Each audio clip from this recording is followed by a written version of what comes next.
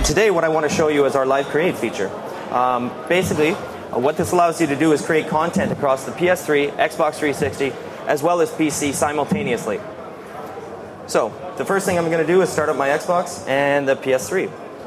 And as you see, we'll load into the same level as the editor is sitting in right now. So, one of the newest features with the sandbox is our now console options.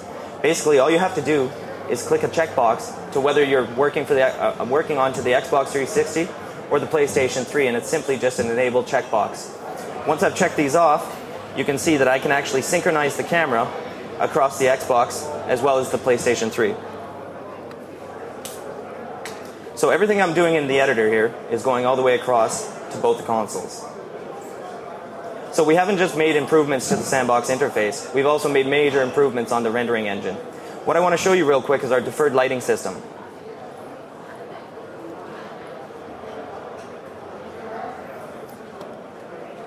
So, obviously lights are the keys to making things look nice. As we create more lights in a scene, more lights are interacting with the objects in the scene, and obviously the textures are going to pop a lot more, normal maps, specular maps, anything like this. So what I'm going to do here, I'm just grabbing a light, and I'm going to move it around in the hallway, and as you can see, that's updating on the PS3 as well as the Xbox. So we'll make some more major modifications to this deferred light here. So I'm upping the radius to 5, change the diffuse multiplier, and bring up the specular. Now it's a little blue and washed out, I'm just going to change it to maybe a green color, something like this, and you see how easy it is to actually manipulate this and change everything that you want directly on the PlayStation 3 and Xbox 360. So if you're a developer making a multi-platform game, this is an essential tool to be able to compare what your game is looking like on consoles. There's a couple more nice features with the deferred lighting. We can do a lot of different lighting types. So this one, for example, is going to be a projection type light. So as you can see, I'm projecting a texture across, but it's simulated like lights. So, and again, updating on the PS3 and Xbox 360. So I'm going to go ahead and remove this light, and I'll move us outdoors.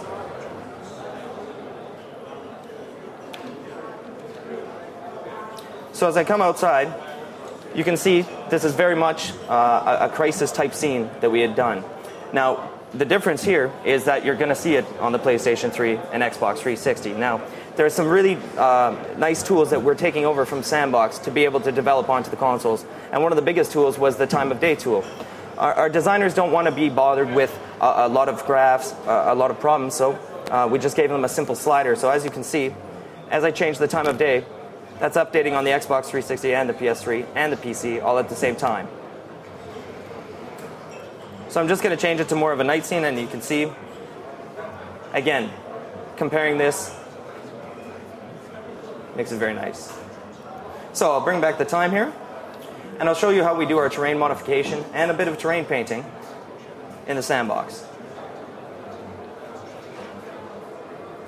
So I'm just moving my camera into position here, and I'm going to go ahead and grab our modify brush, and what this allows us to do is just do simple height map painting.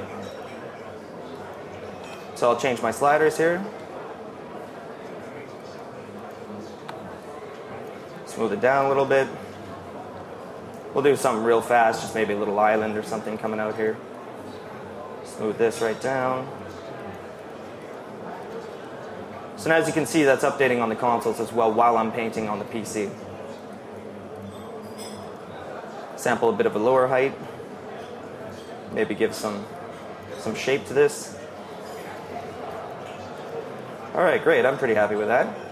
So what we're going to go ahead now and do is do a bit of layer painting, because obviously that doesn't look very realistic yet. We're going to throw some textures on it.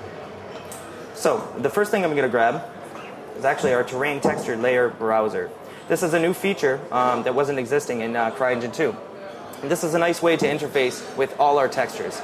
So these are all the textures that are going to go onto the terrain, and you can actually see all the restrictions that we place on them. For example, they might have a minimum height, a maximum angle, minimum angle, anything to that effect.